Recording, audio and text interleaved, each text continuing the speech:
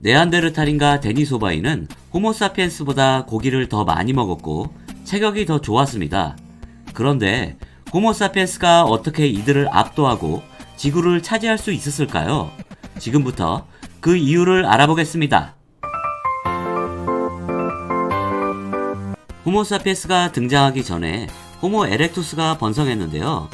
호모 에렉투스는 150만 년 전에 불을 이용했습니다. 그러나 이것은 우연히 얻은 불씨를 가져온 것일 뿐 직접 불을 피우진 못했는데요. 100만 년이 지난 후 지구 생명체 최초로 인간이 불을 직접 일으킵니다. 50만 년 전 북경원인이 인공발화에 성공한 것이죠. 불을 직접 피울 수 있게 된 에렉투스는 추위에 적응할 수 있었고 맹수들의 습격으로부터 몸을 보호했습니다. 이후 많은 종류의 원시인들이 각지에서 진화했는데요. 하이델베르크인은 나무로 긴 창을 만들어 사냥했습니다.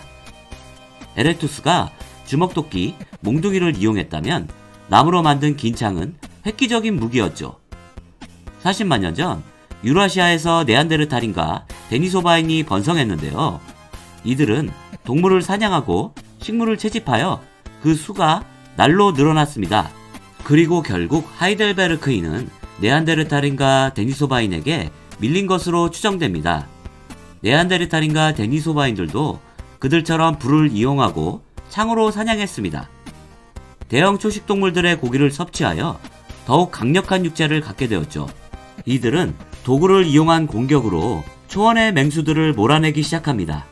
한편 아프리카에서 진화 중인 호모사피엔스는 작고 섬세한 무기를 만들었습니다. 그리고 13만 년 전에는 흑요석으로 주먹도끼를 만들었습니다. 이러한 기술을 바탕으로 근동지역까지 진출하기도 했는데요. 일부는 근동을 넘어 유라시아까지 이동했습니다. 하지만 결국 호모사피엔스는 근동지역에서 네안데르탈인에게 밀려납니다. 이로 인해 아프리카에서 유라시아로 가는 길이 막히게 된 것이죠. 이미 진출했던 호모사피엔스들은 해당 지역 원주민들에게 고립됩니다. 그렇다면 호모사피엔스가 밀려난 이유는 무엇일까요? 그것은 바로 네안데르탈인의 강인한 육체에서 나오는 힘을 당해내지 못했기 때문입니다. 굳이 전투가 아니더라도 네안데르탈인은 뛰어난 사냥꾼이자 생존 전문가였습니다. 다양한 이유로 인해 호모사피엔스는 그들을 뚫고 유라시아로 진출하지 못했습니다. 이렇게 어려움을 겪었지만 아프리카 대륙에서는 호모사피엔스가 세력을 넓혀갔는데요. 이들은 좀 더 섬세한 석기 도구를 제작했고 어로 활동을 통해 단백질을 섭취했습니다. 사실 육상동물을 사냥하여 단백질을 섭취하면 많은 에너지를 얻을 수 있습니다. 그리고 이러한 에너지를 바탕으로 덩치를 키울 수 있는데요. 대신에 동물을 한번 사냥하려면 그만큼 많은 에너지를 소모해야 했고 실패 확률도 높았습니다. 연속해서 사냥을 실패하기라도 한다면 집단의 생존마저 어려워지게 되는 것이죠. 생존 다큐멘터리를 보시면 알겠지만 육상동물을 사냥하는 것은 매우 어렵습니다. 그렇기 때문에 생존 다큐멘터리 출연자들은 사냥보다는 조개를 채집하거나 물고기를 잡는 선택을 합니다. 성공 확률이 불규칙한 사냥과 달리 어로 활동은 안정적인 단백질 섭취를 가능하게 합니다. 이러한 이유로 호모사피엔스는 좀 더 작고 정교한 도구들을 제작하여 어로 활동을 했습니다. 그런데 어로 활동을 효율적으로 하려면 더 많은 소통이 필요했습니다. 어로 활동은 지역과 상황에 따라서 사냥보다 복잡하고 다양한 방법이 동원됩니다. 지금도 세계 각지에서는 매우 다양한 방법으로 물고기를 잡고 있죠. 7만 년 전 호모사피엔스의 인두가 발달하여 언어가 발전하게 됩니다. 이로 인해 더 많은 양의 지식을 전수할 수 있게 되었는데요. 그들은 소통 능력이 뛰어났으며 소규모 집단 전술을 이용해 사냥과 전투에서 이득을 보았습니다. 호이슨 쌍길 문화에서는 최초로 활을 만들었고 미니 투창기도 만들었습니다. 이렇게 만든 섬세한 무기들은 대형동물들을 사냥하기에는 적합하지 않았는데요. 하지만 소형동물들을 사냥하거나 어로 활동을 할 때는 유용했습니다.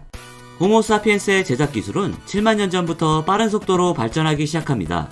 그리고 6만 년 전이 되자 아프리카에서 유라시아로 가는 통로를 다시 확보합니다. 이렇게 통로를 확보한 호모사피엔스는 유라시아로 진출하여 육식맨들을 몰아냈습니다. 그들이 네안데르탈인과 데니소바인을 빠른 속도로 몰아낼 수 있었던 이유는 무엇일까요? 크게 두 가지 원인이 있는데요. 첫 번째 원인은 지구의 기온이 급격히 떨어졌기 때문입니다. 네안데르탈인과 데니소바인은 위도가 높은 지역에 살았습니다. 지구의 기온이 급격히 떨어질 경우 위도가 낮은 지역에 살던 호모사피엔스보다 생존에 불리했죠. 계속된 사냥과 추위로 대형 초식동물들의 수도 줄어들었습니다. 또한 매서운 추위 그 자체만으로도 적응하기 어려웠습니다. 반면 호모사피엔스는 따뜻한 남부해안가 루트로 이동했는데요. 다양한 도구를 사용하여 물고기와 작은 동물들을 사냥했고 채집활동도 했습니다. 지구의 기온이 떨어지고 해수면이 같이 낮아지면서 많은 섬들이 생겨났습니다. 호모사피엔스는 뗏목이나 갈대카누를 이용하여 섬과 섬 사이를 건넜습니다. 수공간을 활용하기 시작한 것입니다. 두 번째 원인은 언어의 발달로 다양한 작전이 가능해졌기 때문입니다. 호모사피엔스가 데니소바인이나 네안데르탈인보다 강력한 무기를 사용한 것은 아닌데요. 그 대신 발달된 언어를 이용해 그들보다 대규모의 작전을 실행할 수 있었습니다. 내용을 총 정리하면 이렇습니다. 네안데르탈인과 데니소바인이 추위에 시달릴 동안 호모사피엔스는 기온이 안정적인 해안가 위주로 이동했습니다. 물고기를 잡고 조개를 채집하여 단백질을 안정적으로 섭취했는데요. 먹을 수 있는 모든 것들을 먹으며 적응하여 생존성을 높였습니다. 뿐만 아니라 뗏목이나 갈대카누를 이용하여 수공간을 적극 활용했습니다. 그리고 언어 능력의 발달로 인해 더 많은 인원으로 복잡한 작전을 수행할 수 있었죠.